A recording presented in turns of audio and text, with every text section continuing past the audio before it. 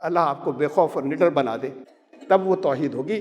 یہ خالی اتنا نہیں ہم توحید کو مانتے ہیں، یہ تو رزلٹ ہیں، ان رزلٹ سے پہچانیے اور جتنی کمی ہو اسے دور کر لیجیے۔ Subscribe the channel and press the bell icon to never miss a video. الحمدللہ الحمدللہ الذی لہ حمدا کثیرا کما امر، واشهد ان لا الہ الا اللہ وحدہ لا شریک لہ، واشهد ان سیدنا و نبینا مولانا محمد عبدہ ورسولہ۔ برادران کرام، اسلام کا سب سے پہلا، سب سے اہم تقاضا توحید ہے۔ جو بنیادی عقائد ہیں، مول مانیتائیں، ان کو ہم سمیٹتے ہیں تو تین حصوں میں لاتے ہیں: توحید، آخرت، رسالت۔ اسے بھی سمیٹتے ہیں تو یہ توحید ہی پر آتے ہیں۔ آخرت بھی اصل میں توحید ہی کی تفصیل ہے کہ اسی کے پاس واپس جانا ہے، اس کے قانون کے مطابق فیصلے ہوں گے، یہ اسی کی تفصیل ہے۔ رسالت بھی اسی کی تفصیل ہے کہ اسی ایک نے اپنی ہدایات، اپنی انسٹرکشن جن لوگوں کی معرفت بھیجی، وہ ان کی معرفت بھیجی جو ریلائبل تھے۔ تو اصل عقیدہ جو ہے، بنیاد تو پھر وہی ایک ذات ہے جس نے سب کو بنایا، پیدا کیا، یہاں بھیجا کسی مقصد سے، اور پھر واپس اسی کے پاس جانا ہے۔ وہیں سے آیا اور وہی آخری منزل۔ یہ توحید جب بگڑتی ہے تو شرک کہلاتا ہے۔ کچھ لوگ تو مکمل انکار کر دیتے، وہ کفر ہو گیا، اور کچھ دعویٰ کرتے ہیں لیکن توحید بگڑتی ہے۔ جب توحید بگڑتی ہے تو وہ شرک کہلاتا ہے۔ اب ہمارے یہاں توحید جیسے سمجھائی جاتی ہے بگننگ سے، چھوٹی کلاسوں سے، شروع میں تو صرف اتنا بتایا جاتا ہے کہ اس کے ساتھ کسی کو شریک کرنا، پھر اس کے بعد اور چیزیں آتی ہیں کہ اس کی ذات اور صفات میں بھی کسی کو شریک نہ کریں، اور اس کے بعد پھر اور جو ڈیٹیلز آتی ہیں اور تفصیلات آتی ہیں جو عام طور سے عام طلباء کے نہیں، اور اوپر کے لیول کے اوپر جانے کے بعد یاد کرائی جاتی ہیں کہ رٹائی جاتی ہیں، سمجھائی جاتی ہیں۔ اصل میں ایک بہت بڑا موضوع ہے کہ توحید کو سمجھنا، یا توحید کا کمپریہنشن ذہن میں لانا کہ کہاں کہاں کس کس کام سے، کس کس عمل سے توحید کی خلاف ورزی ہو جاتی ہے۔ قرآن میں خاص طور سے، ویسے بھی عام زبان میں بھی، ایک بہت امپورٹنٹ، ایک بہت اہم طریقہ الفاظ کو سمجھنے کا یہ ہے کہ اس کے اپوزٹ کو سمجھ لیا جائے۔ اس کا الٹا کیا ہے؟ قرآن جگہ جگہ لایا ہے مقابلے میں الفاظ، تاکہ مفہوم، سینس واضح ہو جائے۔ شرک کو سمجھنا زیادہ آسان ہے۔ شرک کو سمجھ لیں تو جو شرک نہیں ہے، جب شرک بالکل شامل نہیں ہوگا تو توحید ہے۔ اس میں بہت زیادہ ڈیفینیشنز کی ضرورت نہیں پڑتی کہ ڈیفینیشن رٹنی پڑے۔ میں کتنی طرح کے شرک ہیں جو قرآن شریف نے بیان کیے، میں اس کے بارے میں ابھی بتاؤں گا۔ ہمارے یہاں تو عام طور سے شرک اسے سمجھتے ہیں، صرف اکثریت اسے سمجھتی ہے کہ ایک خدا کے سوا جو ہے وہ کہیں دیوی دیوتاؤں کی پوجا بھی کی، ایک کو تو مانتے ہیں، دیوی دیوتاؤں کی پوجا کی تو شرک ہو گیا۔ کچھ لوگ اسے ذرا اور آگے بڑھتے ہیں، کہتے ہیں غیر اللہ کے آگے اگر سر جھکا، چاہے وہ کوئی اولیاء ہو اور انبیاء ہوں، اگر کسی کی قبر پہ سجدہ کیا، غیر اللہ کے آگے سر جھکا تو شرک ہو گیا۔ بس وہ یہاں پر آ کے شرک ختم ہو جاتا ہے۔ اس کے آگے پھر بہت سی اور فلسفیانہ باتیں ہوتی ہیں یا تعریف بیان کی جاتی ہے۔ ہماری زبان میں آتا ہے شرک جلی، شرک خفی، ایک اوپن شرک جلی، اوپن کلیئر شرک، اس کے علاوہ شرک خفی، وہ جو خفیہ شرک ہے، پتہ نہیں چلا لیکن شرک ہے۔ ان اصطلاحوں کی، ان ٹرمینالوجیز کی ضرورت نہیں ہے. تو واضح کر دیا ہے قرآن نے، اللہ کے کلام نے، کہ کیا کیا چیزیں شرک ہیں. تو نہ جلی نہ خفی، ان میں جو کچھ بھی ہوا تو شرک ہوا. وہ کوئی ایسا نہیں ہے کہ صاحب اس میں سے بعض چیزیں جو جلی ہیں وہ بعض چیزیں خفی ہیں. جو اللہ نے واضح بتا دیا وہ سب جلی ہے، وہ سب واضح ہے، وہ سب اوپن ہے. میں ایک مثال سے چلتا ہوں. مان لیجیے ایک گروپ کو، کچھ لوگوں کو، فیملی کو، دوستوں کے گروپ کو گھومنے جانا ہو کسی ایسی جگہ پہ جہاں خطرات بہت ہیں، جنگلات ہیں، کھو جانے والے راستے ہیں. وہ جو کھو جانے والے راستے ہیں ان راستوں پہ بڑے خطرات ہیں. خطرات ہی نہیں، بعد ایڈونچر کے لیے جاتے ہیں ان جگہوں پر جہاں خطرات ہو سکتے ہیں. یہ کاربیٹ پارک ہے ہمارے یہاں سے قریب میں ہے، نیشنل فارسٹ کہلاتے ہیں، ریزرو فارسٹ. وہاں جنگلی جانور جو ہیں وہ گھومتے پھرتے ہیں جنگل میں. لوگ کسی پنجرے میں قید نہیں ہوتے اور لوگ انہیں دیکھنے کے لیے جاتے ہیں، کہیں پیدل بھی اور کہیں گاڑیوں یا جیپوں کے اوپر. ریزرو فارسٹ کے اندر جب داخل ہوتے ہیں تو ایک میپ لگا ہوا ہے، گائیڈ میپ. ایسی سب جگہوں کے اوپر ایک گائیڈ میپ لگا ہوتا ہے انٹری کے اوپر. اب یا تو ساتھ میں کوئی گائیڈ ہو اور گائیڈ کی پھر مرضی کے خلاف کچھ نہیں ہو، اس کی انسٹرکشنز کے خلاف کوئی اور ایڈونچر نہیں ہوگا ورنہ خطرہ ہوگا بہت. اور گائیڈ نہیں ہو تو گائیڈ میپ لگا ہوتا ہے. اس گائیڈ میپ کے لیے لگے ہونے کے لیے دو چیزوں کی ضرورت ہے. اس آگے بڑھنے سے پہلے، گائیڈ میپ کو کنسلٹ کرنے سے پہلے، پہلی چیز تو یہ اطمینان کہ یہ کسی اتھارٹی کا لگایا ہوا ہے، کسی مستند اتھارٹی کا لگایا ہوا ہے. یہ ایسا نہیں کوئی گاؤں والے آ کے لگا گئے. یہ پہلی چیز، اس بات کا یقین بڑا ضروری ہے کہ ہمیں یہ اطمینان ہو کہ یہ گائیڈ میپ یہاں پر جو انسٹال کیا ہے، جنہوں نے لگایا ہے، وہ ایک مستند، ایک اتھارٹی ہے جس نے لگایا ہے. وہ غیر مستند لوگوں نے نہیں لگایا. دوسری چیز یہ یقین بھی ضروری ہے کہ جس نے لگایا ہے اس کو علم ہے اس علاقے کا سارا. آیا کسی اگر ڈپارٹمنٹ کی طرف سے، کنسرن ڈپارٹمنٹ کی طرف سے، اور ایسا اگر ہونے لگ جائے کہ لوگ اس کو صحیح کنسلٹ کرنے کے باوجود بھٹکنے لگے، تو اس کا مطلب یہ کہ وہ لگانے والے جو ہیں وہ ایکسپرٹس نہیں تھے.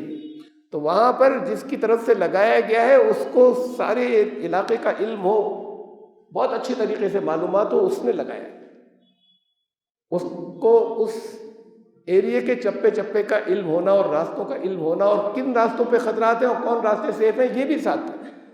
یہ دو علم ہونا ضروری ہے. اس بات کے اوپر مکمل یقین جب ہوتا ہے، یہاں سے توحید شروع ہوتی ہے کہ کوئی ہے جس نے، جو جانتا ہے، جو علیم ہے، جو خبیر ہے، جو حکیم بھی ہے. وہ حکیم حکمت کے ساتھ میں وہ یہ بھی جانتا ہے کہ کون سے راستے محفوظ ہیں اور کون سے راستے خطروں کے ہیں، وہ یہ بھی جانتا ہے. یہ اس کا لگایا ہوا ہے، یہ صفات ہیں اس کے اندر. اور یہ یقین ہو کہ اس کا ہی ہے، اس کے نام پر کوئی اور نہیں کچھ دے گیا یا کچھ اور نہیں لگا گیا. یہ توحید یہاں سے سٹارٹ ہوتی ہے. اس کے آگے پھر اس انفارمیشن کے اندر شرک ہو جاتا ہے. اگر ایسا ہو کہ لوگ یہ سرسری طور پہ لینے لگے، ہر نقشے کو دیکھنے لگے، جگہ جگہ کچھ اور بہت سے لوگوں نے ادھر لگا دیے سائڈ میں دوسری جگہوں پر کہ کیسے جائیے گا. وہ یہ جو اوریجنل مستند اتھارٹی کا لگایا ہوا ہے، اس سے وہ مختلف ہے بہت سی جگہوں پر. ایسا لوگ کرنے لگے تو یہ شرک ہوتا ہے اور یہ غلط راہوں پر لے جا سکتا ہے، نقصانات کی طرف لے جا سکتا ہے، تباہی کی طرف لے جا سکتا ہے. تو پہلی چیز تو یہ کہ صرف اسی کو ماننا ہے کہ جو اس اتھارٹی کی طرف سے ہے، جسے علم بھی ہے، جسے خبر بھی ہے اور جس کے اندر حکمت بھی ہے. مکمل صرف اسی اتھارٹی اور اسی پر وہ پورا اطمینان کر رہا ہے. اس سے ڈفرینٹ اگر کوئی کچھ بتا رہا ہے اسے نہیں سننا ہے, اس پر اعتماد نہیں کرنا ہے, اسے نہیں دیکھنا ہے. اب یہاں تک تو صرف ماننے کی بات ہوئی, ایک فیتھ اور ایک اعتماد کی. اس کے آگے عمل شروع ہوتا ہے. عمل کے اندر سب سے پہلی چیز یہ ہے کہ گائیڈ میپ کنسلٹ کرنا آنا چاہیے. اگر اس نقشے کو دیکھنے کا طریقہ نہیں آتا ہو تو بیکار ہے. وہ موجود ہے, اس کے اوپر بہت سی انسٹرکشن لکھی ہیں, وہ خالی ایسے ہی رٹ لیں. راستہ کون کدھر جا رہا ہے, کہاں سے کٹتا ہے, کہاں کہاں جانا ہے, کون سا حصہ سیف ہے, کون سا انسیف ہے, ان ساری باتوں یہ اس کو سمجھنے جاننے والا ہونا چاہیے. تو اس نقشے کو سمجھنے کا علم بھی ضروری ہے اس میپ کو, اگر ساتھ میں کوئی گائیڈ موجود نہیں ہے تو. اس علم کے بغیر پھر بھٹک جائیں گے. میپ کھڑے دیکھ رہے ہیں, بعض چیزیں آدھی پونی اگر لے لی اس میں سے تو وہ بھی بے حد خطرناک ہے. آدھی پونی سے کام ہی نہیں چلے گا. مکمل ایک ایک چیز چاہیے, صحیح چپے چپے پر خطرات ہیں. تو یقینی علم چاہیے, اس کو جاننے اور سمجھنے کی اہلیت چاہیے. یہ اب عمل جب شروع ہو رہا ہے, اس سے نکل کر وہ پہلا حصہ تو ایمان تھا, اب یہ اس کے آگے کا حصہ یہ عمل کا جب آ رہا ہے. تو گائیڈ میپ کنسلٹ کرنا آنا چاہیے. وہاں جانے سے پہلے پھر سیکھ لیجئے. اگر یہ ہو کہ وہاں پر گائیڈ نہیں کھڑا ہوگا تو میپ لگا ہوگا, تو پھر اس کو سیکھ کر جائیے کہ گائیڈ میپ کیسے کنسلٹ کرتے ہیں. اس کے بغیر جانے تو پھر بیکار ہو جائے گا. وہاں لگا ہے اور آپ ہاتھ پاؤں مارتے رہیں گے, غلط راہوں پر نکلتے رہیں گے. پھر آگے کی اور بھی شرائط دیکھ لیا اسے, اب اسی کے مطابق چل رہے ہیں. ایسا نہیں ہے کہ دل چاہا کہ یہ ذرا سا ادھر بھی چل کر دیکھیں, اپنی مرضی سے ادھر چل کر نہ دیکھیں جدھر جانے کو منع کیا گیا ہے. صرف ان راستوں کے اوپر جائیں جن راستوں کی طرف وہ رہنمائی کر رہا ہے, وہ لے کر جانے چاہتا ہے, صرف ان راستوں کی طرف جائیں, اس کے علاوہ نہ جائیں. اس کے علاوہ اگر جاتے ہیں تو اس کی کئی سچویشنز ہو سکتی ہیں, یعنی اس کے کئی ریزنز ہو سکتے ہیں, اور اس کے کئی آؤٹ کمز, نتائج کئی ہو سکتے ہیں. ریزنز میں تو یہ بھی ہو سکتا ہے کہ حکم نہیں مانا, کسی اور نے کہا تھا, کوئی کہہ رہا ہم وہاں ہو کر آئے تھے, ہم جانتے آ رہے, اسے نقشے وقشے کو چھوڑو, جیسے بتا رہے ہیں ویسے کرنا, میپ کو چھوڑو. تو یہ جو ایک شرک کر لیا تھا نے, کسی اور کے حکم کو ساتھ میں شریک کر لیا تھا, تو یہ ضروری ہے کہ اب اسی کے حکم کے مطابق چلنا ہے. یہ بھی اس کا حکم ہو گیا, وہ گائیڈنس جو ہے اس کا حکم ہو گیا, اسی کے مطابق جانا ہے. اس میں کسی اور کے حکم کی شرکت جو اس سے ٹکرا رہی ہو وہ نہیں کرنی ہے. یہ ساتھ میں ضروری تھا. یہ بھی ضروری تھا کہ ہماری خواہشات نہیں چلیں گی, اپنی تمنائیں نہیں چلیں گی کہ بعض ایریاز کی طرف جانے کے لیے دل بہت ہے, سیدھی سڑک نظر آ رہی ہے, کوئی رسک کے خطرات ادھر ادھر نظر نہیں آ رہے, ادھر سائڈ میں جو جا رہی ہے, یا اپنی خواہشات نہیں چلیں گی, ان کو ہٹایا جائے گا. ان کو ہٹانے کے بعد پھر جو رہنمائی ہوگی اسی کے مطابق کیا جائے گا جو کچھ کیا جائے گا. یہ تو اس کے تقاضے تھے, اگر یہ نہیں کریں تو ہوگا کیا. یہ کیوں ہوتا ہے؟ ایسا بھی ہو سکتا ہے, اس وجہ سے بھی ہو سکتا ہے کہ علم نہیں تھا, اس وجہ سے بھی ہو سکتا ہے کہ دوسروں کی باتوں پر عمل کر لیا تھا, سنی سنائی یا ادھر ادھر سے دوسری انفارمیشنز کے اوپر. اور اگر صحیح معلومات نہیں ہو, ایک گروپ ہے پورا, تو اس میں ایسا ہی ہوگا کہ جب تکے ماریں گے, جب اندازے لگائیں گے, اندازے نہیں چلیں گے. یہاں یقینی علم چاہیے. اندازوں کو کہتے ہیں ظن قرآن کی زبان میں. قرآن نے کہا ان الظن لا یغنی من الحق شیئا, جو حق ہوتا ہے یہ اندازے گمان کچھ کوئی چیز نہیں ہوتے اس کے آگے. جب حق موجود ہے تب کوئی اندازے نہیں چلیں گے. اب کئی لوگ ہیں تو رائے الگ الگ ہو جاتی ہیں, اوپینینز الگ الگ ہو جاتی ہیں. یہ اوپینینز جب الگ الگ ہوتی ہیں, رائے الگ الگ ہوتی ہیں, اور اس رائے پر کئی ایسا ہوتا ہے کہ شدت اختیار کر لی, اڑ گئے, تو یہ کہ بھئی ایک دوسرے کی رائے سنی, سننے کے بعد رہے ایک. اپنی اپنی الگ الگ رائے پہ، ایک بڑا گروپ تھا، اس میں سے 3 ٹولیاں بن گئیں، اپنی اپنی رائے پہ اڑ گئے. ارے بھائی اسے دیکھو نا، یہ کیا بتا رہا ہے، اس میں الگ الگ رائے کی ضرورت کیا ہے؟ تو جب الگ الگ اپنی رائے پہ اڑے اور کسی نے کہا ادھر جانا زیادہ ٹھیک ہے، کسی نے کہا ادھر جانا زیادہ ٹھیک ہے، ہر ایک اپنی رائے کے اوپر اڑا ہوا ہے. اسے قرآن کہتا ہے فرقے بنانا. یہ بھی شرک ہوتا ہے، یہ فرقوں میں بٹ جانا، اور یہ نقصان پہنچاتا ہے. یہ ساری چیزیں توحید کے خلاف ہیں. یہ سب شرک کی قسمیں تھیں جتنی میں نے آپ کو بتائی. تو توحید کیا ہے؟ یہ شرک کا، اب ہم جب شرک کو سمجھ لیں تب توحید سمجھ میں آتی ہے. ہوتا کیا ہے اس سے؟ پھر نتیجہ کیا نکلتا ہے؟ نتیجے کے طور پہ خوف آتا ہے. اب بالکل یقینی علم نہیں تھا، اندازے تھے. ذرا کسی طرف کوئی آواز آئی، اب ڈر گئے سب. ہو سکتا ہے وہ آواز ویسے ہی پتوں کے کھڑکھڑانے کی ہو، درمیان میں کوئی گیدڑ، کوئی گلہریاں جو ہیں وہ انہوں نے کچھ کھڑکھڑ کی ہو. کوئی خطرناک جانور تو نہیں ہے ابھی تک. علم کے بغیر ڈر لگتا ہے، خوف آتا ہے. یہ خوف اس کا نتیجہ ہوتا ہے اس گائیڈ میپ کے مطابق نہ چلنے کا، نہ عمل کرنے کا. لازمی نتیجہ خوف آتا ہے، اور یہ خوف ساری تفریح کو ختم کر دے گا. اس سے جو جس لیے گئے تھے انٹرٹینمنٹ کے لیے، کہ اس سے نا کچھ دنوں کے ادھر کام کے بعد فریش ہو جائیں گے، انجوائے کریں گے. اب وہ خوف میں اگر چل رہے ہیں لگاتار، تو وہ سارا انٹرٹینمنٹ، وہ سارا جو تفریح ہے یا ایک اچھا ذہن کا ریفریشمنٹ ہے، وہ سب ختم. اب صرف ڈر ہے کہ اس ڈر کے اندر ادھر ادھر ہاتھ پاؤں مار رہے ہیں. میپ تو لگا وہی ہوتا ہے جو بہت سے راستے ہوتے ہیں جگہ جگہ. اگر صرف ایک چلا جا رہا ہو تو میپ کی ضرورت ہی نہیں ہے. اب اگر تھوڑا سا آگے چلے گئے تھے، ڈر لگا تو واپس آ جائیں گے کھٹ سے. زیادہ ادھر ادھر مڑ گئے تو پھر اور بھٹک سکتے ہیں. یہ ہو سکتا ہے کہ واپسی کا راستہ نہ ملے، اور جتنا واپسی کا راستہ تلاش کرنا چاہیں اتنا اور کہیں بھٹک جائے، اور جتنا بھٹکیں گے اتنا ڈر بڑھتا چلا جائے گا.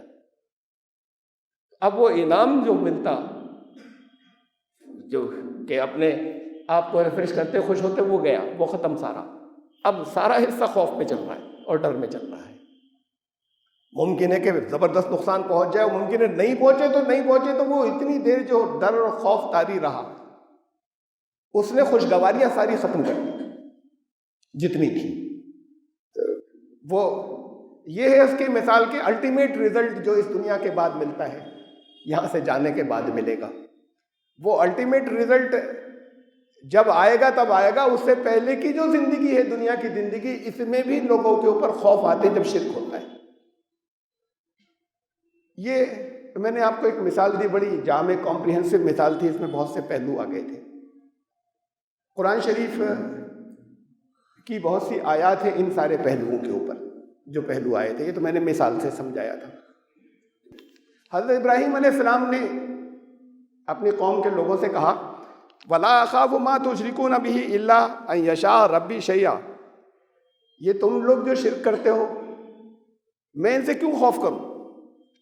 ان سے خوف مجھے نہیں ہوتا. تم ہر ایک چیز سے ڈرتے ہو، کسی دیوتا سے ڈرتے ہو، کسی بت سے ڈرتے ہو. مجھے نہیں ڈر لگتا ان میں سے کسی سے بھی. توحید بے خوفی لاتی ہے. کہا یہ تم شرک کرتے ہو، تم نے یہ بہت سے بنا لیے. ایک کو خوش راضی کرنا چاہ، خوش کرنا چاہ، کہیں دوسرا خفا نہ ہو جائے. کہا ہر ایک کے آگے ہر ایک کو نمن کرتے چلے، کسی ایک کے نہیں بچے.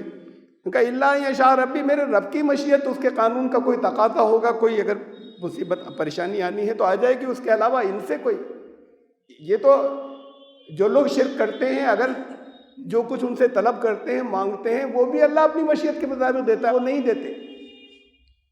اور جس نقصان سے بچنے کی ان سے بات کرتے ہیں، یا کوئی نقصان آ جاتا ہے تو یہ نقصان بھی اللہ کے قانون کے مطابق ہوتا ہے.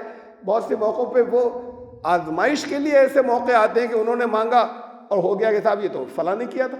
کہ وہ بھی اللہ ہی کرتا ہے. کہ میرے رب کی مشیت کی بات ہو الگ، ان سے مجھے خوف نہیں محسوس ہوتا. اس کے آگے فرمایا وسع ربی کل شیء علما، میرے رب کا علم ہے وسیع، ہر بات ہر چیز پر چھایا ہوا ہے.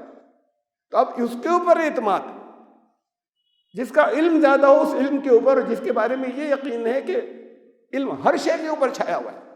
عالم الغیب ہے، جو چیزیں ہمیں نظر نہیں آتی اس کا بھی علم ہے اسے. تو پھر اس کے اوپر مکمل اعتماد جو ہے وہ توحید ہے، وہ اس خوف کو ہٹا دیتا ہے کہ جب اس سے الگ ہٹنے کے بعد ہم کچھ اور کرنا چاہتے ہیں. تو حضرت ابراہیم نے کہا ذالک ھدی اللہ یہدی بہ من یشاء من عبادہ. قرآن نے کہا یہ ہے راستہ رہنمائی کا، ہدایت کا یا مارگدرشن کا، اس کے بندوں میں سے جو چاہتا ہے. چوائس تو اس کی تھی کہ اس کے مطابق چلے گا یا نہیں چلے گا. تو جو چاہتا ہے اس کا قانون اس کی رہنمائی صحیح کرتا ہے جو خود چاہتا ہے. اب جو خود ہی نہیں چاہے تو اس کی رہنمائی کوئی کیسے کر دے گا؟ دن رات آپ ہر نماز میں کتنی مرتبہ دہراتے ہیں اہدنا الصراط المستقیم. بعض جگہ بعض قرآن جو ترجموں کے اندر قرآن شریف کے لکھا ہوتا ہے اس کا ترجمہ کہ ہمیں سیدھے راستے کی طرف لے چل. لے چل نہیں ہوتا ہدایت کا مطلب، وہ ہماری سیدھے راستے کی طرف مارگدرشن کر، ہماری رہنمائی کر، بتا دیا. اب چلنا خود ہے. اگر سمجھ میں نہیں آ رہا ہے تو وہ رہنمائی کر دے، اس رہنمائی کے مطابق عمل خود کرنا ہے. جو چاہتا ہے وہ اپنے بندوں میں سے ان کا قانون، ان کی صحیح رہنمائی کرتا ہے. وَلَوْ أَشْرَكُوا لَحَبِطَ عَنْهُمْ مَا كَانُوا يَعْمَلُونَ. اور اگر وہ شرک کر بیٹھے تو اعمال اکارت ہو جاتے ہیں. اب یہ تو سنا ہوا ہے نا، شرک سب سے بڑا گناہ ہے. یہ آپ کا سنا ہوا ہوگا کہ بھائی شرک کر لیا تو پھر اس کے بعد کچھ اور کام نہیں آئے گا، باقی نیکیاں ہوئی کیا ختم. وَلَوْ أَشْرَكُوا لَحَبِطَ عَنْهُمْ مَا كَانُوا يَعْمَلُونَ. وہ جتنے عمل کیے تھے وہ سب اس کا کوئی نتیجہ، حبط کہتے ہیں کہ کام کیا، محنت کی، رزلٹ نہیں ہاتھ آیا، رزلٹ الٹا آ گیا یا رزلٹ ملا نہیں، بیکار رہ گئے، ختم ہو گئے. تو وہ ساری محنت جو ہے وہ بیکار ہو گئی، رزلٹ نہیں آیا شرک کر لیا. تو پھر مثال سے سمجھیے، خالی ایسی ترجمہ پڑھتے لوگوں کی سمجھ میں نہیں آتا، پڑھتے چلے. اگر ترجمہ پڑھتے کم پڑھتے ہیں، وہ ترجمہ جو پڑھتے ہیں ان کی بھی کہ وہ اس کے مطابق عمل نہیں کیا تھا، جو گائیڈنس تھی وہاں پر رہنمائی تھی.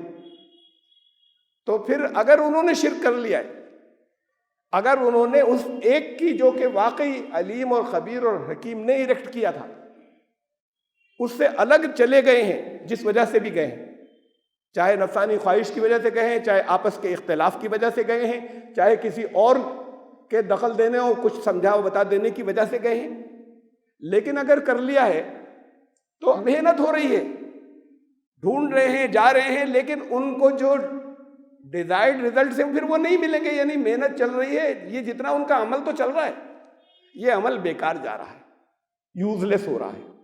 زیادہ دور نہیں گئے ہوتے تو وہاں سے پلٹ آتے. اگر بشرطے کے پلٹ آتے، اس پلٹ آنے کا نام ہے توبہ. توبہ کا لفظی مطلب ہی پلٹنا ہے، لیکن خالی توبہ کام نہیں آتی، قرآن نے جگہ جگہ کہا ہے. اس کے بعد یہ دیکھنا ہوگا کہ تم صحیح راستے کی طرف چلے یا نہیں چلے. توبہ کے بعد اپنی اصلاح بھی کی یا نہیں کی. خالی اللہ توبہ قبول نہیں ہوگی، نہ اس کی توبہ کی تسبیحات قبول ہوگی. تمہارا عمل اس کے مطابق آگے چلا یا نہیں چلا. توبہ کہتے ہیں لوٹنے کو، پلٹ گئے.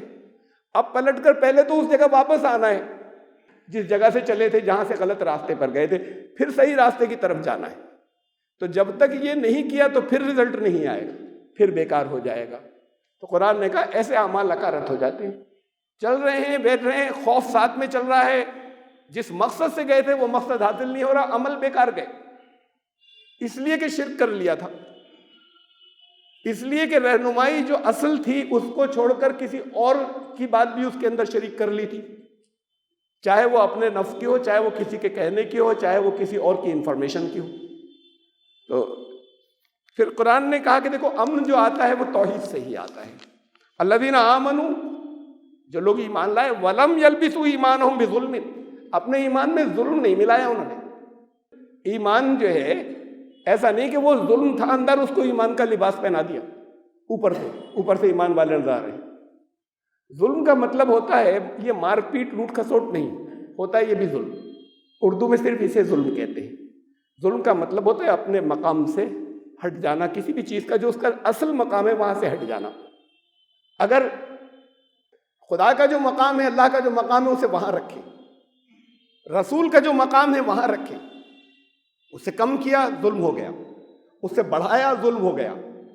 جس چیز کا جو مقام ہے اس کو وہ مقام دے. قرآن کا جو مقام ہے اس کو وہاں پر رکھے. محمد رسول اللہ صلی اللہ علیہ وسلم سے جو باتیں ہم تک پہنچی ان کا جو مقام ہے اسے وہاں رکھے. لیکن اس میں اس کی گنجائش ہے کہ کچھ ہر چیز 100% ٹھیک نہیں پہنچی ہو. قرآن کے بارے میں ایک یقینی ثبوت ہے ہمارے پاس کہ ایک لفظ بھی اس کا کسی جگہ اس کے اندر کوئی ملاوٹ نہیں ایسے پہنچا.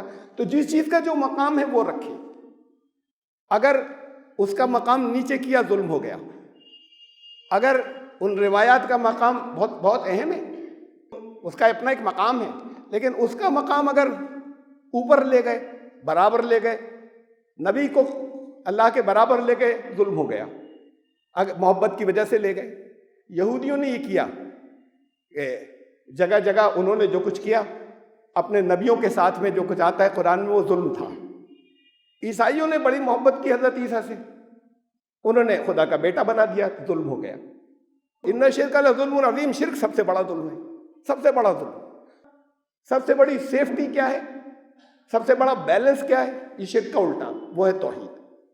جب یہ کہہ دیا کہ شرک سب سے بڑا ظلم ہے تو سب سے اہم بات, سب سے بڑی کامیابی کی دلیل جو ہے, کامیابی کس چیز سے ملے گی؟ وہ پھر توحید سے ملے گی. تو جنہوں نے اپنے ایمان اور ظلم کو گڈمڈ کر دیا کہ ظلم نظر نہیں آ رہا, ایمان لگ رہا ہے, منہ سے کہہ رہے ہیں ایمان ہے, ظلم موجود تھا اس کے ساتھ میں لپٹا ہوا ملا ہوا, کہ الذین آمنوا, جو ایمان لائے, اور ایسا نہیں کیا انہوں نے کہ ظلم کو ساتھ میں ملا دیا ہو. اولئک لہم الامن وہم مہتدون, ان کو راستے ملیں گے, وہ امن میں ہوں گے, وہاں پیس ہوگا, وہاں شانتی ہوگی, وہاں خوشگواریاں ہوں گی, وہاں پھر انٹرٹینمنٹ ہوگا, وہاں مائنڈ فریش ہوگا. یہ ذرا سا کچھ معمولی سا سوچ کے انداز میں فرق آتا ہے نا, پورا جسم متاثر ہو جاتا ہے, پورا جسم. ہاتھ میں چوٹ لگ جائے تکلیف ہوتی ہے, انسان کے کسی اور کام پہ اثر نہیں پڑتا, اس ہاتھ سے جو کچھ کرنا تھا اس پر اثر پڑ جاتا ہے تھوڑا, جب تک تکلیف ہے. پیر میں چوٹ لگے, گھٹنے میں چوٹ لگے, ہاتھ میں لگے, پیٹ میں درد ہو جائے, اور اگر کہیں کچھ دماغ پر کچھ اثر ہو, کچھ متاثر ہو جائے, پورا جسم متاثر ہو جاتا ہے, پھر کسی کام کا نہیں بچتا, ہر چیز گڑبڑ ہوتی چلی جاتی ہے. خالی اتنا ہی نہیں ہوتا فیصلے غلط ہوتے, بلکہ اس کے اثرات جسم پر پڑنے لگتے ہیں, اور طرح طرح کی سچ مچ بیماریاں دوسری پیدا ہو جاتی ہیں. وہ خالی شروع میں وہم ہوتے ہیں, بعد کو سچ مچ پیدا ہو جاتی ہے. تو یہ وہ جو سینٹر ہے, وہ نرو سینٹر, وہاں سے بات جو ہے وہ چل رہی سوچنے کے انداز سے کہ وہ محتدون, یہاں سے امن آتا ہے.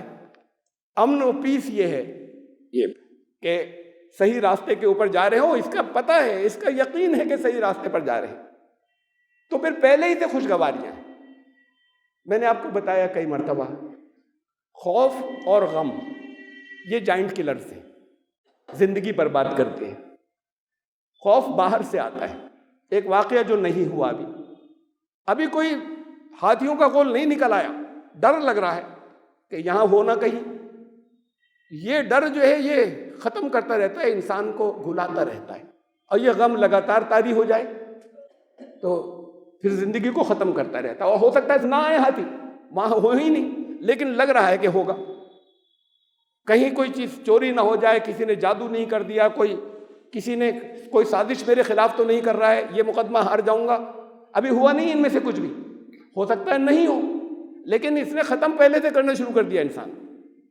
اور دوسری چیز غم ہوتی ہے, جب ہمارے سوچنے سائیکک اور سوچنے کے انداز کا جو بیلنس اور توازن دیا ہے, وہ توازن جب بگڑتا ہے تو ایک اندر سے کیفیت پیدا ہوتی ہے, وہ غم ہوتی ہے. جب وہ بڑھ جاتی ہے تو ڈپریشن ہو جاتا ہے, اور جب بڑھ جاتی ہے تو پھر اس توازن کو بھی ٹھیک کرنا ہے. یہ دونوں چیزیں جب نہیں ہو تو امن آتا ہے, اسے کہتے ہیں پیس, اسے کہتے ہیں شانتی. جب خوف بھی نہیں ہو اور غم بھی نہیں, نہ باہر کے خطرے اور نہ اندر سے کوئی کسی طرح کی کوئی پریشانی. جو کچھ کر رہے ہیں ٹھیک کر رہے ہیں, ہمیں معلوم ہے تو اطمینان ہے. ممکن ہے خطرے ہوں وہاں, لیکن جب امن میں ہوتا ہے, جس وقت امن میں ہوتا ہے, کہیں خطرے ہوں بھی اگر آس پاس, جب امن میں ہوتا ہے اور پھر اس بات کا یقین ہے کہ چاہے خطرات ہوں آس پاس لیکن میرا کچھ نہیں بگڑے گا, اس لیے کہ میں نے ان ساری احتیاطوں کو لیا ہے ساتھ میں جو بتائی گئی تھی کہ اس سے خطرہ نہیں ہوگا. اور وہ بتائی اس نے تھی جو سب کچھ جانتا ہے, جسے معلوم ہے. وہاں ایسا نہیں ہو سکتا کہ اچانک کچھ ہو ہی جائے, بھائی سب کچھ کیا تھا لیکن کچھ ہو گیا. وہاں ایسا نہیں ہوگا, وہ جو سب جانتا ہے اس کی گائیڈنس کے حساب سے جا رہے ہیں, پھر اب خطرہ ہی نہیں ہے, چاہے قریب میں سچ مچ کوئی ہے. وہاں کوئی خطرے کا سوال نہیں. ہوتے ہیں جنگلی جانور, ہاتھیوں کے غول بھی ہوتے ہیں. وہ کچھ راستوں پر جائیں تو وہاں ہوتا ہے کہ ادھر کوئی مست یہ جنگلی ایسا ہاتھی ہے جو بڑی تباہی لاتا ہے اس سائڈ, اور یہ پورے پورے غول نکل رہے ہیں, ذرا فاصلے سے دیکھیے نکل جائیں گے. یہ یہاں سے جانور خطرناک اور دوسرے گزر رہے ہیں, آپ گزرے تھوڑی دور سے وہ نکل جائیں گے. تو وہ ہیں موجود اور فکر نہیں ہوتی, بلکہ انٹرٹینمنٹ ہوتا ہے, لوگ کیمرے نکال رہے ہیں, شوٹ کر رہے ہیں, انجوائے کر رہے ہیں. کہا کہ اولئک لہم الامن, وہ ظلم کو شامل نہیں کرتے, یعنی جو جس چیز کا جیسا مقام ہو ویسا رکھے. شرک کیا کرتا ہے؟ جو خوف لاتا ہے, اس کو قرآن نے بیان کیا. سنلقی فی قلوب الذین کفروا الرعب. یہ جب نہیں مانتے بات کو, جو لوگ کفر کرنے والے, جو توحید کو نہیں مانتے, جب اس کا انکار کرتے ہیں تو ہم ان کے دلوں میں القاء کر دیتے ہیں رعب کو. اب رعب طاری ہو گیا. بما اشرکوا باللہ ما لم ینزل بہ سلطانا, اس لیے کہ شرک کیا تھا انہوں نے. جس کے دل میں کچھ خوف ہو, جن چیزوں کو بھی ہو, ابھی توحید مکمل نہیں ہے. سب سے زیادہ ڈر تو موت کا ہوتا ہے نا, موت سے نہیں ڈرتے. جن کے دلوں میں توحید ہوتی ہے مکمل نہیں ڈرتے.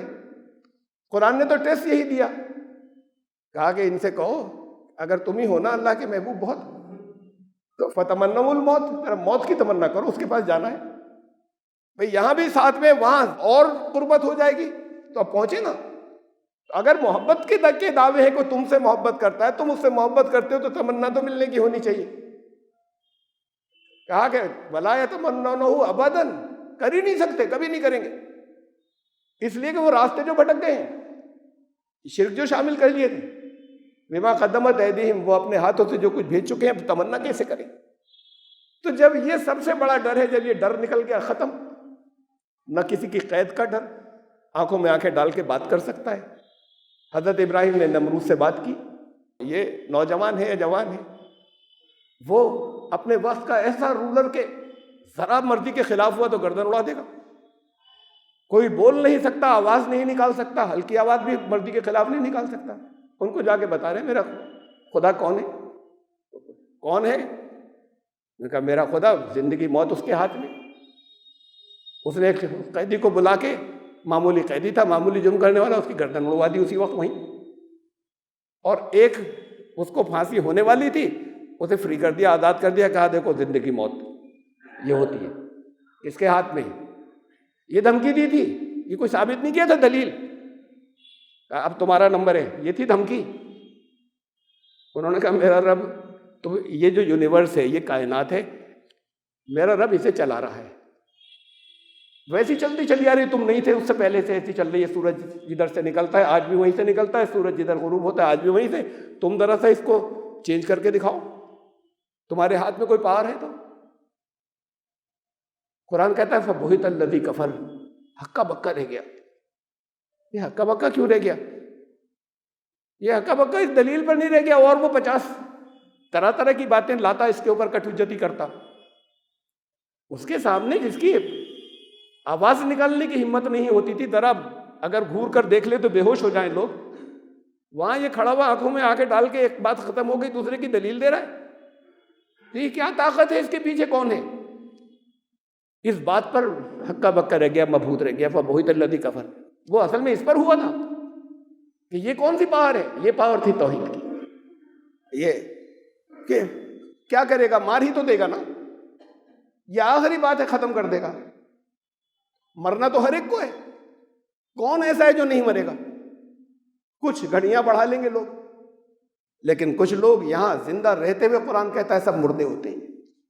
جگہ جگہ کہا ہے قرآن نے, آؤ رسول کے پاس, وہ جو کچھ لایا اس کے ذریعے تمہیں زندہ کر دے, اس کے پاس آؤ.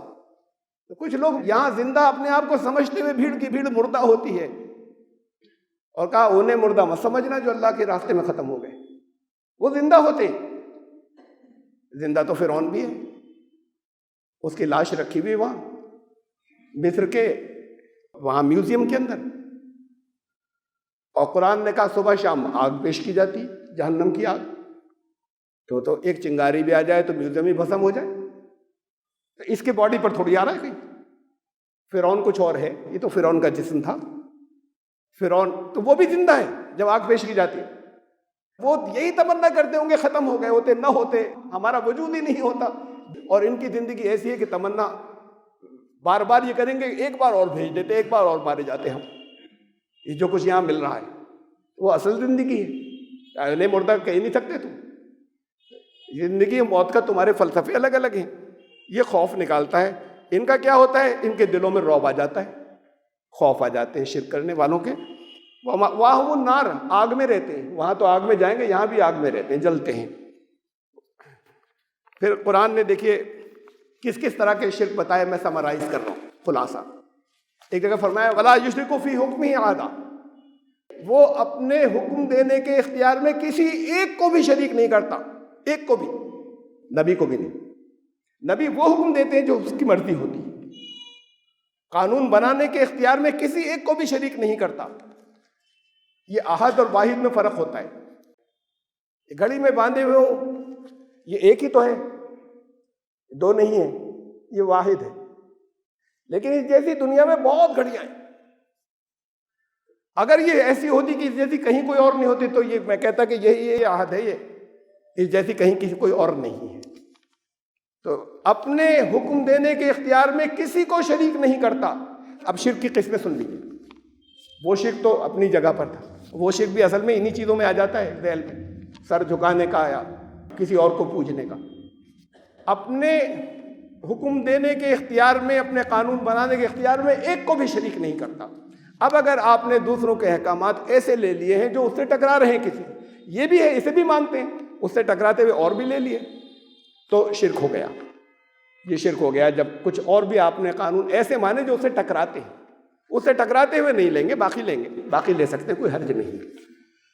ایک دوسری بات، دوسرا جو ہے ولا یشرک بعبادت ربہ احدا، عبادت میں شرک. کہ کوئی ایک بھی ایسا نہ ہو جو شریک کر لیا جائے اس کی عبادت میں.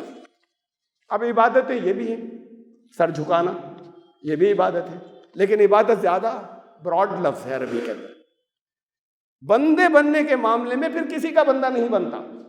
وہ کسی سیاسی بڑی شخصیت کا بھی کسی لیڈر کا بندہ نہیں بنتا، وہ کسی حضرت کا بندہ نہیں بنتا. مطلب بندے نہیں، ہم سنتے ہیں، ہم عزت کرتے ہیں، ہم بات کرتے ہیں. جب دین مذہب میں بدلا تب سے یہ تبدیلیاں آئیں. اس دور میں بدلا جب یہ یہاں پر ملوکیت آ گئی تھی، شاہ ہونے لگے تھے، خلیفہ کہلاتے تھے. اصل میں وہ خلفائے راشدین جب نہیں بچے تھے. یہ اس دور کی باتیں ہیں جب یہ تبدیلیاں آئیں.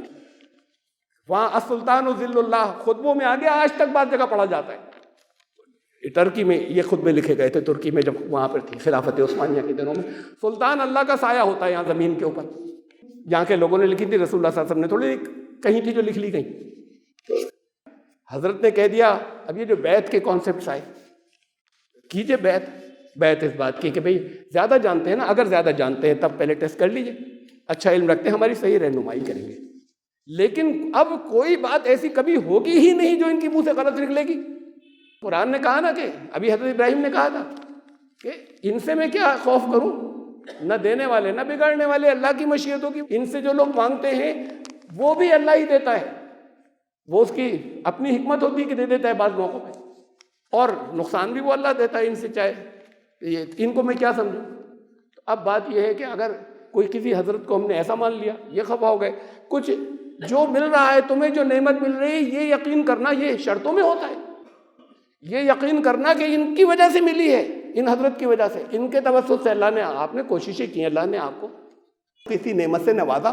یہ یقین ماننا کہ ان حضرت کی وجہ سے ملی ہے تمہیں، یہ ساتھ میں یقین کرنا، یہ سب بعد کی ملاوٹیں ہیں، بعد کے دور کی ملاوٹیں. دین کے اندر ساری چیزیں شرک بن جاتی ہیں جب قرآن کے. پھر قرآن نے کہا صرف اتنی بات نہیں، قرآن نے کہا کہ ولا تکونوا من المشرکین، تم ان مشرکوں میں سے دیکھو مت ہو جانا، من الذین فرقوا دینہم، جنہوں دین میں فرقے ہو گئے. فرقوں میں بٹنا شرک ہوتا ہے. قرآن نے کہا تم ان مشرکین میں سے مت ہو جانا جنہوں نے فرقے بنا لیے، جو فرقوں کے اندر شامل ہو گئے. من الذین فرقوا دینہم وکانوا شیعا، گروہ میں تقسیم ہوئے. کل حزب بما لدیہم فرحون. اب کوئی حق بات سننے کو، کوئی دلیل کی سننے کو، کوئی چیز سننے کو تیار نہیں ہے. جو جس جگہ ہے وہ مست ہے، کہتا ہے ہماری چیزیں سب ٹھیک ہے، سب سے باقی سب جگہ غلطی ہے، ہماری ساری ٹھیک ہے. یہ نقشہ کھینچا ہے قرآن نے کہ ہر ایک اپنے ہی حصے کے اندر مست ہے اور اپنی خواہشات. افرأیت من اتخذ الہہ ہواہ، تم نے اسے دیکھا ہے جس نے اپنی خواہشات کو اپنا الہ بنا لیا. لا الہ الا اللہ توحید کا کلمہ ہے نا. اللہ کے سوا کوئی الہ نہیں. الہ کا میں ترجمہ نہیں کر رہا, اللہ کے سوا کوئی اور الہ نہیں ہے. اب یہ قرآن کی آیت کیا کہہ رہی ہے؟ تم نے اسے بھی دیکھا, جس نے اپنی خواہشات کو, اپنے اندر کی خواہشات کو اپنا الہ بنا لیا ہے. کسی اور کو الہ بنایا, شرک ہوا نہیں ہوا؟ تو اگر اللہ کی رضا کے خلاف یہ بندگی کو چھوڑنا ہوا, شرک اس معنی سے بھی ہو گیا. اگر اپنی خواہشات کو لے آئے تو اتنی دیر کا تو شرک ہوا, وہ اس کی مرضی کے خلاف, اس کے قانون کے خلاف. وہ وہاں پر میں نے پہلے میں مثال دے چکا ہوں, یہ سب شرک کی مثالیں اس کے اندر آ گئی ہیں.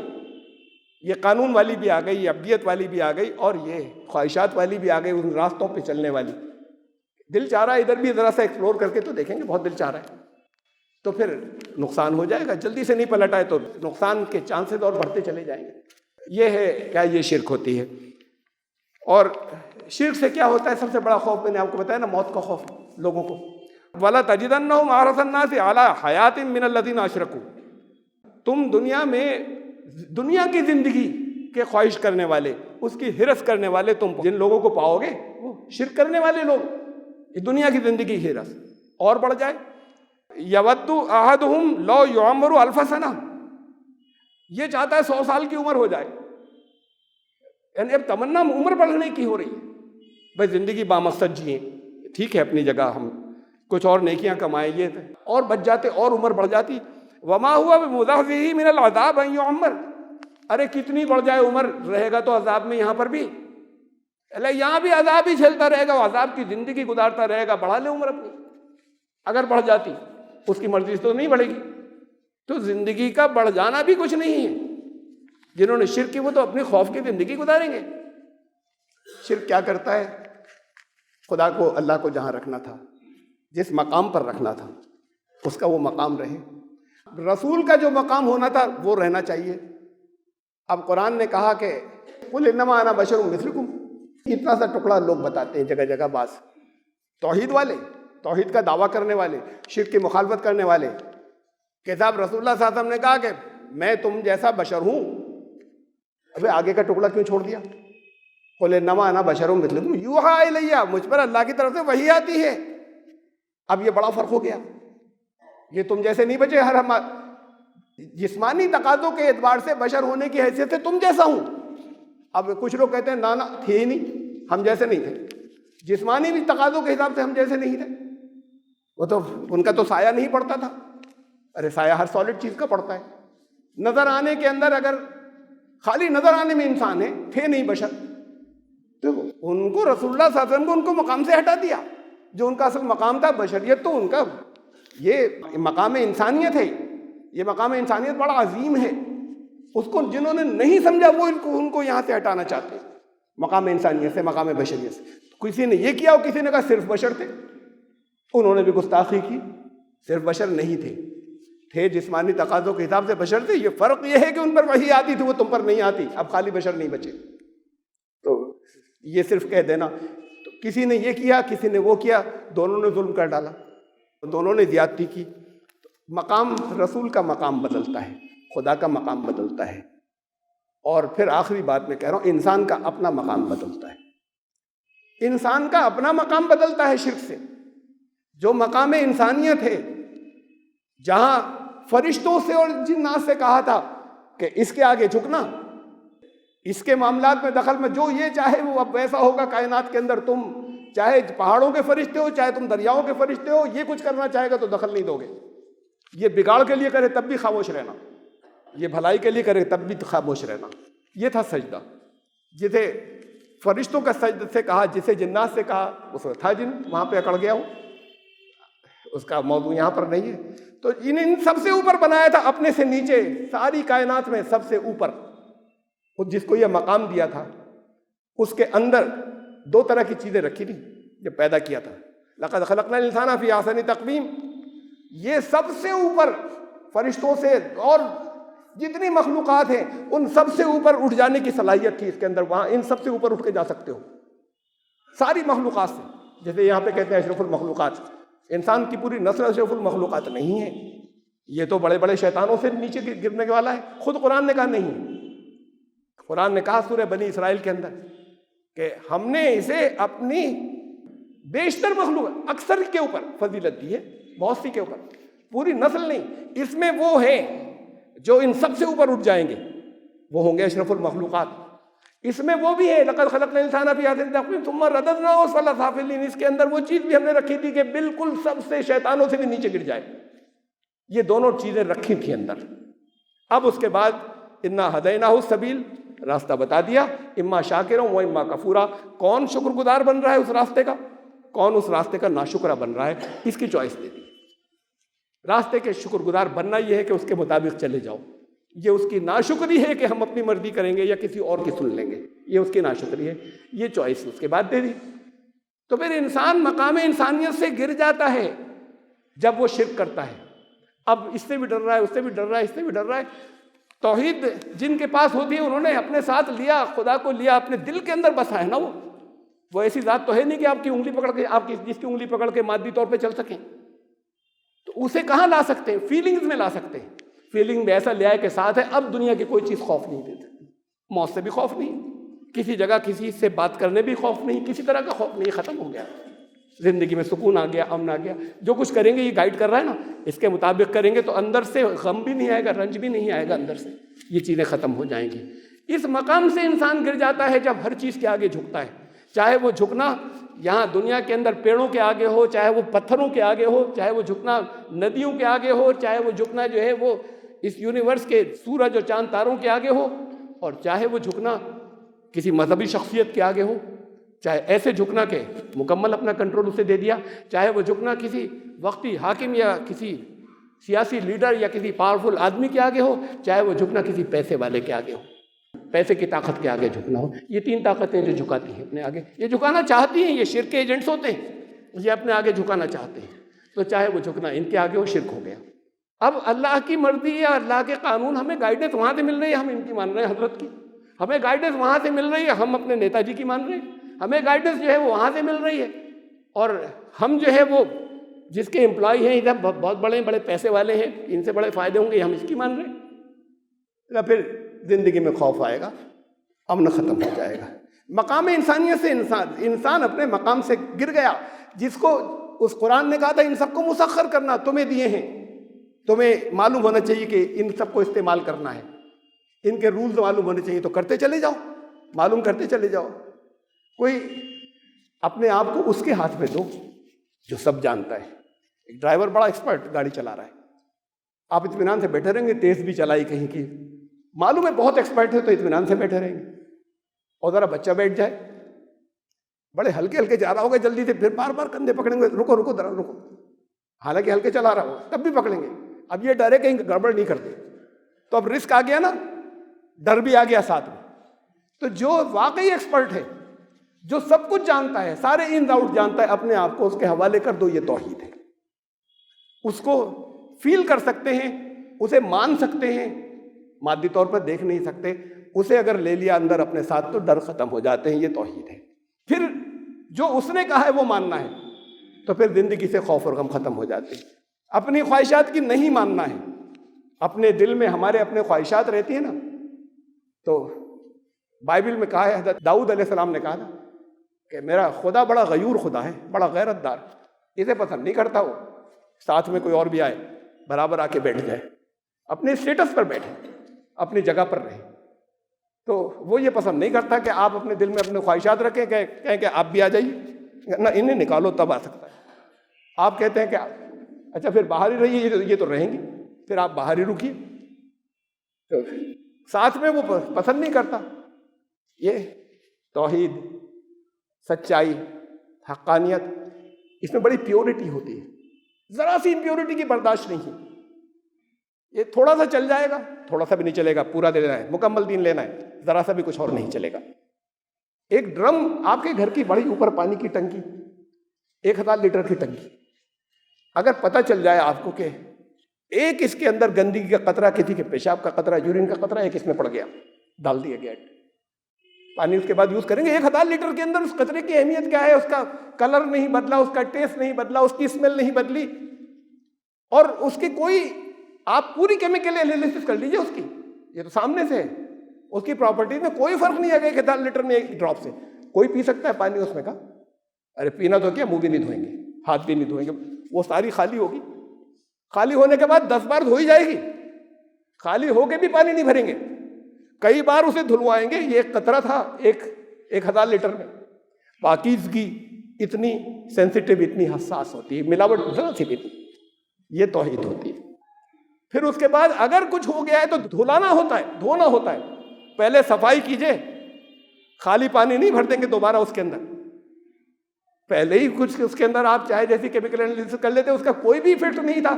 اب دھونا کیا مطلب، نکل گیا نا. پہلے پاک کریں گے، پھر اس کے اندر پانی بھریں گے. تو پہلے صفائی کیجئے، اسے کہتے ہیں تزکیہ. پہلے صفائی کیجئے اور اس کے بعد پھر وہ آئے گا. یعنی صفائی کا مطلب کیا ہے، یہ اپنی نفسانی خواہشات الگ کی. خواہشات غلط نہیں ہیں، نفس اس جگہ مجبور کرے گا جہاں اللہ کی رضا کے خلاف، اسے کہتے ہیں نفسانی خواہش. خواہشات بری نہیں، خواہشات تو ترقی دیتی ہیں، آگے لے کر جاتی ہیں. منع نہیں کیا، انسان ٹھپ ہو کر رہ جائے گا، اسٹیٹک ہو جائے گا. خواہشات نہیں انسان میں رکھی ہیں، اس کا صحیح یوز. یہ توحید کا مطلب ہے. توحید اور شرک، یہ ساری چیزیں شرک بن جاتی ہیں. ان سارے شرک سے جو پاک ہو جائے گا اور ملاوٹ ذرا سی بھی نہیں، وہ توحید پر ہوگا. نہیں ہوگا، بڑے عمل کیے ہیں وہ بیکار ہو جائیں گے، عمل اکارت چلے جائیں گے.